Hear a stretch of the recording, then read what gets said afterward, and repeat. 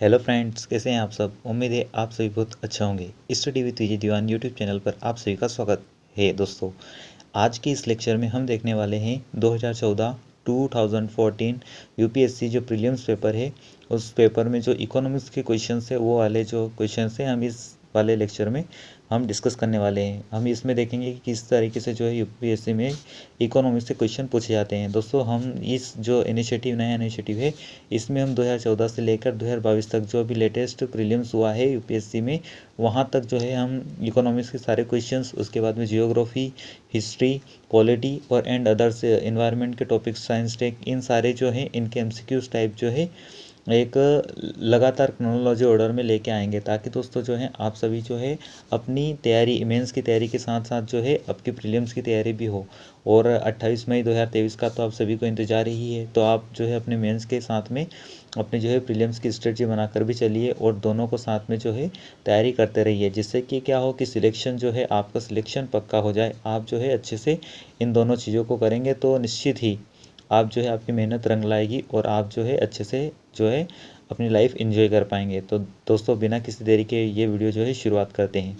इसमें जो है सबसे पहला, यहाँ पर मैंने हिंदी और इंग्लिश दोनों जो है लैंग्वेजेस बाईलिंगुअल रूप में जो है इस पीडीएफ को बनाया है, क्योंकि दोस्तों ये जो है यहाँ पर आपको हिंदी और इंग्लिश, क्योंकि दोनों पेपर जो है आपका यूपीएससी में वो बाईलिंगुअल आता है, तो बाईलिंगुअल पेपर जो रहता है उस पेपर में जो है दोनों लैंग्वेजेस में जो है पेपर डिस्कस होता है। तो दोनों लैंग्वेज में जो है आप इनको देखिए, है ना, ताकि जो कोई भी वर्ड्स रहे जो भी आपको समझ में नहीं आए, हिंदी में ना आए, तो आप वहाँ पर तुरंत जाकर जो इंग्लिश में उसको देख सकते हैं।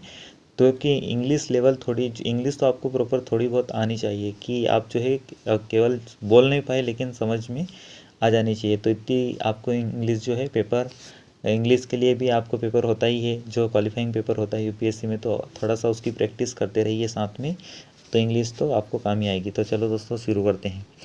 पहला जो है इसमें क्वेश्चन है, पहला क्वेश्चन जो है इसमें, प्रत्येक वर्ष, इसको पढ़िए, प्रत्येक वर्ष जो है कतिपय विशिष्ट समुदाय, जनजाति पारिस्थितिक रूप से महत्वपूर्ण, ये तो दोस्तों ये जो वाला है ये साइंस टेक एनवायरनमेंट का क्वेश्चन है। यह वाला देखते हैं, विक्रय कर जिनका भुगतान आप कोई टूथपेस्ट खरीदते समय करते हैं, निम्नलिखित में से किस प्रकार का टैक्स है। दोस्तों, जो हम विक्रय कर, मतलब कोई टूथपेस्ट आपने खरीदा, आपने जो है टूथपेस्ट दंत मंजन खरीदा, दुकानदार को आपने क्या दिया, उस टूथपेस्ट में भी कोई ना कोई टैक्स देना पड़ेगा हमको, है ना, क्योंकि हमने क्या करा, उसको क्रय करा है, लेकिन सामने जो जो बेचेगा उसको भी क्या करना पड़ेगा, टैक्स देना पड़ेगा। तो ये किस प्रकार का टैक्स है, इसमें ये दिया गया है। तो दोस्तों, ये जो है इस वाले में जो है आप इसको देखिए आराम से, इसको जो है आप अटेम्प्ट लीजिए और आप थोड़ा सा सोच के इसको बताइए कि किस तरीके से ये हो सकता है। या केंद्र सरकार द्वारा आरोपित कर होगा, या केंद्र सरकार द्वारा आरोपित किंतु राज्य सरकार द्वारा संग्रहित कर होगा, या राज्य सरकार द्वारा आरोपित किंतु केंद्र सरकार द्वारा संग्रहित कर होगा, या फिर राज्य सरकार द्वारा आरोपित एवं संग्रहित कर होगा। तो ये जो है इसमें जो है इसका आंसर देखते हैं हम, कौन सा आंसर आएगा इसका। तो हम ऑफिशियल जो आंसर की है उसमें देखते हैं, जो ये वाला क्वेश्चन नंबर कौन सा था, क्वेश्चन नंबर्स देखते हैं। क्वेश्चन नंबर जो है ये वाला, ये क्वेश्चन नंबर 27 जो है क्वेश्चन नंबर यहाँ पे देख रहे हैं 27।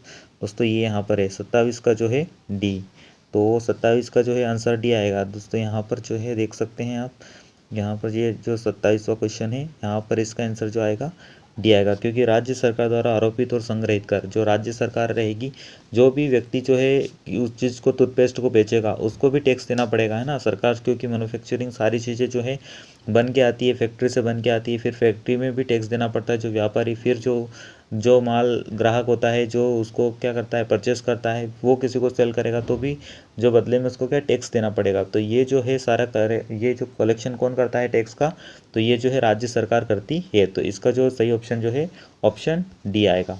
इस तरीके से आप जो है अटेम्प्ट ले सकते हैं। अगर आपको किसी प्रकार से भी कोई समस्या हो तो 27 में जो जाके आप जो है इंग्लिश में भी इसको देख सकते हैं यहाँ पे जाके। अब अगला क्वेश्चन अटेम्प्ट लेते हैं, जोखिम पूंजी से क्या तात्पर्य है, इसका क्वेश्चन ये अटेम्प्ट लीजिए आप ना। यहाँ पर लिखा है कि उद्योगों को उपलब्ध कराई गई अल्पकालीन पूंजी, सेकेंड है नए उद्यमियों को उपलब्ध कराई गई दीर्घकालीन प्रारंभिक पूंजी, फिर तीसरा है उद्योगों को हानि उठाते समय उपलब्ध कराई गई निधियाँ, और चौथा है उद्योगों के प्रतिस्थापन एवं नवीकरण के लिए उपलब्ध कराई गई निधियाँ। दोस्तों आप जब अटेम्प्ट लेंगे, इसको शुरुआत में अटेम्प्ट लेंगे, जैसे न्यू एस्पिरेंट जो हैं 2023, 24, 25 की जो प्रिपरेशन कर रहे हैं, वो जब इन क्वेश्चंस को देखते हैं, अटेम्प्ट लेते हैं, तो उनको क्या हेजिटेशंस होती है ना, कि ये कौन सा क्वेश्चन आ गया, इस तरीके से कैसे क्वेश्चन आ गया, हम किस तरीके से सॉल्व करें। लेकिन दोस्तों घबराना नहीं है आपको, इसको जो है अच्छे से अटेम्प्ट ले सकते हैं आप सभी जो है बहादुर है, आप सभी जो है परिश्रम करने वाले हैं। अगर आप इन चीज़ों को पहले से लेके चलेंगे तो आप जो है अच्छे से अपनी जो है मेंस की स्ट्रेटजी बना पाएंगे और प्रीलिम्स जो है इन दोनों को छांट पाएंगे, ताकि जो है प्रीलिम्स में इसी प्रकार के क्वेश्चन पूछे जाते हैं और हम जो है कन्फ्यूज़ हो जाते हैं और हम जो है गलत लगा के आ जाते हैं, है ना, ऑप्शन। क्योंकि आप सभी को पता है कि यूपीएससी में नेगेटिव मार्किंग्स रहती है 1/3, तो इस तरीके से हमको जो है हमारी कम से कम नेगेटिव मार्किंग हो, हम ज़्यादा से ज़्यादा सही क्वेश्चन करके आएँ। उसके लिए हमें जो है प्रीलिम्स की जो है तैयारी और साथ साथ ही करनी पड़ेगी, मेंस के साथ साथ को हमको जो है एमसीक्यू लगाने पड़ेंगे। तो यहाँ पर जोखिम पूंजी की बात है, तो जोखिम पूंजी क्या होती है, जब कोई नया इन्वेस्टर्स रहता है ना, जो नया उद्यमी रहता है, उसको उपलब्ध कराते हैं। जब भी कोई नया जो है बाजार या मार्केट में आता है, तो जब वो कोई काम धंधा अपना खोलेगा, किसी बैंक से लोन लेगा और अपना क्या करेगा, व्यापार इस्टेब्लिश करेगा, अपनी कंपनी खोलेगा, तो उस व्यक्ति को क्या होगा, उस व्यक्ति को ज़्यादा जोखिम होगा, उसको दीर्घकालीन पूंजी में क्या होगा, ज़्यादा जोखिम उठाने की जो है ज़रूरत होगी। इनको उद्योगों को कोई उद्योग है तो उसको अल्पकालीन के लिए पूंजी दे दी तो उसको कोई दिक्कत नहीं रहेगी, है ना। उसी समय उद्योगों को हानि उठाते समय उपलब्ध कराई गई निधियाँ अगर इनको हानि उठा दी तो ये तो फ़ायदे में भी जा सकती है, तो यहाँ पर ये वाला भी नहीं होगा, ये वाला भी नहीं होगा।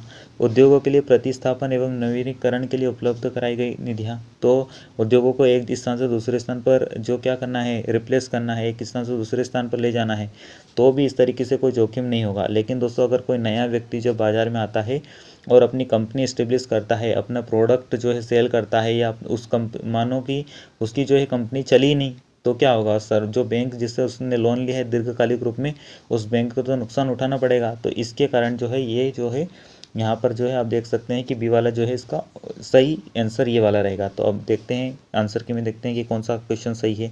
तो 28 का जो है यहाँ पर आप देख सकते हैं 28 का जो है बी वाला ऑप्शन।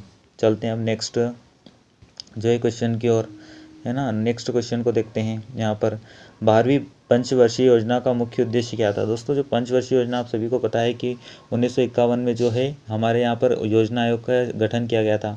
योजना आयोग का क्या काम था, योजना आयोग जो था भारत में जो पॉलिसी मेकिंग थी, पॉलिसी मेकिंग का जो काम करता था वो योजना आयोग ही करता था। योजना आयोग ने जो है पंचवर्षीय योजनाओं की शुरुआत की थी, मतलब 5 साल में जो है 5 साल के लिए जो है एक अपनी नीति बनाती थी कि आने वाले 5 साल में जो भी सरकार रहेगी वो सरकार किस तरीके से अपने जो है काम करेगी, उनकी स्ट्रेटजी क्या रहेगी, वो किन किन क्षेत्रों में ज़्यादा फोकस दे के काम करेगी।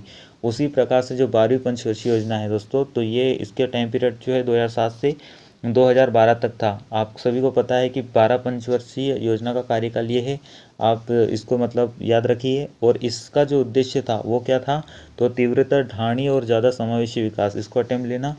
और इस चीज़ को जो फैक्ट है तो इस चीज़ को आपको है पढ़ना ही पड़ेगा, है ना। इन चीज़ों में जो है आप लॉजिक कहाँ लगा पाएंगे, इनको तो आपको जो याद है तो उसी तरीके से आप जो है इनको कर सकते हैं। और अगर आप तो दूसरे तरीके से अगर याद करना चाहें तो आप कमेंट सेक्शन में बता सकते हैं कि आप किस तरीके से अटेम्प्ट क्वेश्चन को लेते हैं।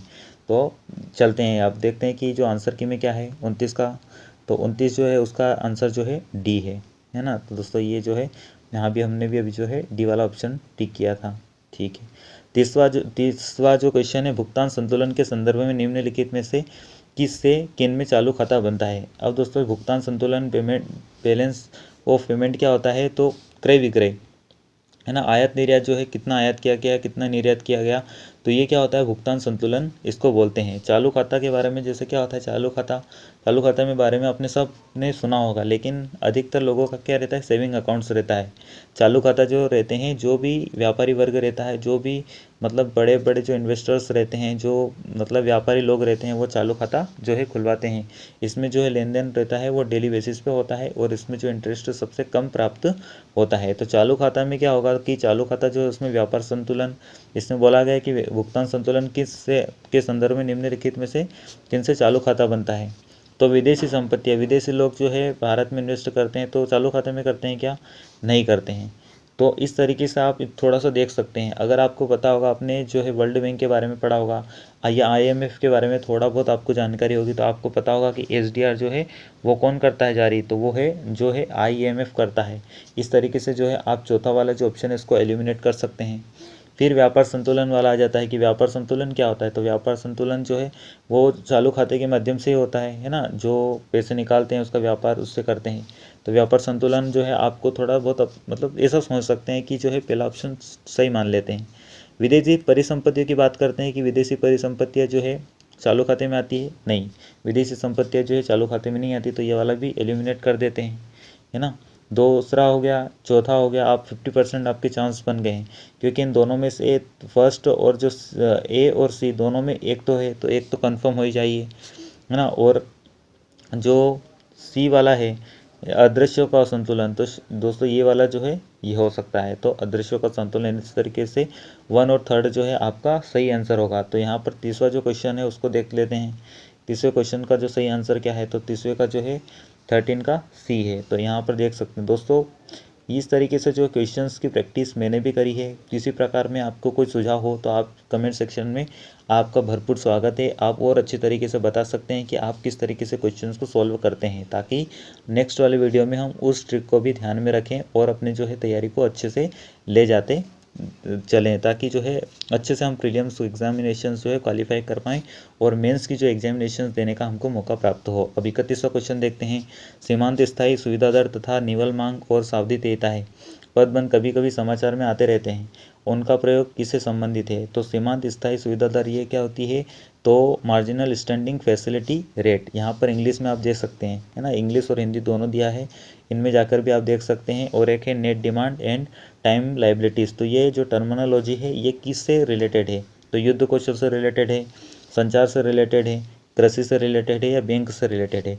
तो आप सभी को पता है कि जो RBI रहती है, वो RBI जो बैंक रहती है, जो डूबी हुई बैंक रहती है या जो बैंक रहती है, उनको क्या रहता है, उनको जो है इमरजेंसी में अगर किसी ज़्यादा पैसों की ज़रूरत हो तो वो MS जो ये रहती है, MS मतलब मार्जिनल स्टैंडिंग फैसिलिटी MSFR, और time net demand time liability मतलब निवल मांग और सावधि देता है, ये जो है बैंकिंग से रिलेटेड जो है टर्मिनोलॉजी होती है। तो यहाँ पर इन चीज़ों को ध्यान रखिए। तो ये जो है 31 का देख लेते हैं, तो 31 का क्या आएगा, ये आएगा, तो आप इनको लगा सकते हैं। अब जो देखते हैं, ये जो 31 वाला जो हमने क्वेश्चन कर लिया है ना, 31 वाला जो है क्वेश्चन हो गया। आप देखते हैं नेक्स्ट क्वेश्चन। नेक्स्ट क्वेश्चन कौन सा है, नेक्स्ट क्वेश्चन है शाखा रहित क्षेत्रों में व्यावसायिक संवाददाताओं की सेवाओं द्वारा लाभार्थियों को कौन सी सुविधाएं प्राप्त होती है। मतलब शाखा रहित, जहाँ पर गांव जैसे बैंक साथी अभियान है ना, उसके अंतर्गत शाखा रहित जो क्षेत्र होते हैं वहाँ पर व्यवसायिक गतिविधियाँ किस तरीके से होती है, तो वो हमको बताना है। कि पहला ऑप्शन है कि यह लाभार्थियों को अपने गाँव में अपने आशाही और सामाजिक सुरक्षा लाभ प्राप्त करने योग्य बनाती है। फिर दूसरा ऑप्शन है कि यह ग्रामीण क्षेत्रों में लाभार्थियों को धनराशि जमा करने व आहरण करने योग्य बनाती है। तो जो बैंक साथी अभियान है वो लोगों को जोड़ने का काम करती है ना। बैंक साथी एक अभियान है, सरकार के द्वारा चलाया गया एक क्या है, अभियान है। तो वो अभियान जो है वो किसको करते हैं, तो ये जो है ग्रामीण क्षेत्रों में जो लोग रहते हैं उनकी धनराशि को जमा करने के लिए जो है ये वाला सिस्टम चलाया गया है गाँवी क्षेत्र में। तो इस वो पहला वाला भी उनकी सामाजिक सुरक्षा के लिए भी है। तो इस तरीके से जो इसका आंसर जो है C आना चाहिए। C देख लेते हैं ऑफिशियल जो आंसर की है उसमें 32 का क्या है, तो C यहाँ पर देख सकते हैं आप 32 का C। और यहाँ पर जो सेट ये A सेट है ना दोस्तों, आप में से कोई कन्फ्यूज़न मत होना, ये जो क्वेश्चन हम कर रहे हैं वो A सेट के क्वेश्चन है, तो हमको आंसर C भी जो है A वाले की देखनी पड़ेगी। तो यहाँ पर जो है सीरीज़ ये वाली जो है A है ना। तो कन्फ्यूज़न बिल्कुल भी न रखें और इस तरीके से जो है आप भरोसा रखें, वो तो हम अच्छे से और कर पाएंगे अच्छे से। अगर आपको इसी प्रकार के कोई डाउट है तो आप कमेंट सेक्शन में बाकायदा निश्चिंत होकर जो है आप डाउट डाल सकते हैं। भारतीय अर्थव्यवस्था के संदर्भ में निम्नलिखित में से कौन से सांविधिक आरक्षित आवश्यकता के उद्देश्य हैं। मतलब कि इंडियन इकोनॉमी में कौन से संदर्भ में निम्नलिखित में से कौन से सांविधिक आरक्षित आवश्यकताएं हैं। दोस्तों आप सभी ने जो है SDR ने CR SLR इनके बारे में सुना होगा। ये क्या है, बैंकिंग टर्मिनोलॉजी होती है जो मुद्रास्फीति होती है, मतलब हम जो इकोनॉमिक्स पोर्शन पढ़ते हैं उसमें मुद्रास्फीति एक टॉपिक है कि मुद्रा की स्थिरता को किस प्रकार से रखा जाता है। तो बैंक्स जो रहती है वो क्या करती है, बैंक जो है केंद्रीय बैंक, भारत का कौन सा है केंद्रीय बैंक, आरबीआई। आरबीआई क्या करता है, जो आरबीआई रहता है वो आरबीआई जो है भारत में मुद्रास्फीति जो है उसको कंट्रोल करने का काम करता है। इसके लिए उसके कुछ टूल्स होते हैं। जो बैंक्स रहते हैं, जो भी कोई सा भी अगर एग्जांपल के हम लिए माने कि जैसे जो भी सार्वजनिक और निजी दोनों बैंक रहते हैं, उनको अपने पास में कुछ पैसा जो है जमा रखना पड़ता है ना। कुछ बैंक जो है आरबीआई के पास में जमा करना पड़ता है और कुछ जो पैसा है अपने पास में जमा करना पड़ता है। जब कोई बैंक आरबीआई के पास जमा करता है पैसा, उसको सीआरआर बोलते हैं, कैश रिजर्व रेशियो जो है उसको जमा करता है।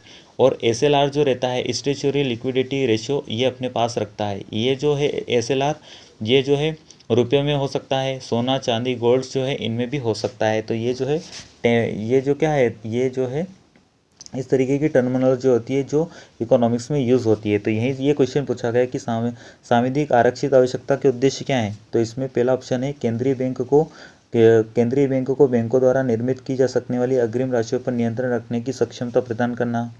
फिर दूसरा है बैंकों में जनता की जमा राशियों को सुरक्षित व तरल रखना।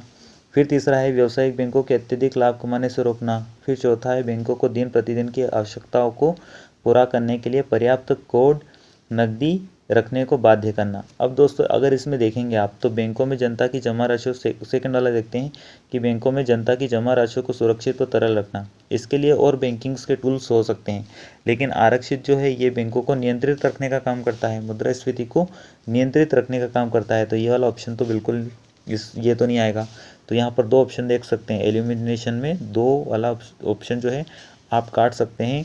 इस तरीके से जो पहला वाला ऑप्शन बचा है इसको आप सही लगा सकते हैं, क्योंकि यही है कि जो केंद्रीय बैंक रहती है वो बैंक की बैंकों को क्या करती है, नियंत्रित करती है। उनकी अग्रिम राशियों पर नियंत्रण रखने का काम जो है रिजर्व बैंक ऑफ इंडिया करती है भारत में। तो आप सभी को पता है आरबीआई का काम है ना।